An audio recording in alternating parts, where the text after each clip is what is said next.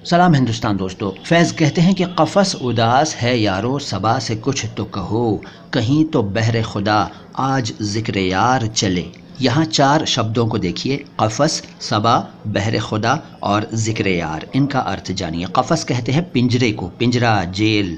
और सबा कहते हैं सुबह की ताज़ी ताज़ी ठंडी ठंडी पुरवा हवा को।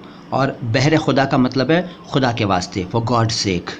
और ज़िक्र यार का मतलब यार का ज़िक्र, दोस्त का ज़िक्र, दोस्त के बारे में बातचीत, महबूब के बारे में बातचीत। तो शेर का सीधा मतलब यह है कि ये पिंजरा उदास है मेरे दोस्तों, तुम जाकर सुबह की ठंडी हवा से कुछ तो कहो और उसे बताओ कि कफ़स उदास है, यानी पिंजरा उदास है। कहीं तो खुदा के वास्ते, कहीं तो आज यार का ज़िक्र हो, मतलब प्रेमी का, इश्क, आशिक का, महबूब का कहीं तो ज़िक्र शुरू हो, कहीं तो उसकी बात बताई जाए।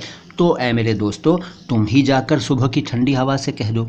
ये इसका शाब्दिक अर्थ है। इसके बाद के अशार अगली मुलाकातों में। सलाम हिंदुस्तान।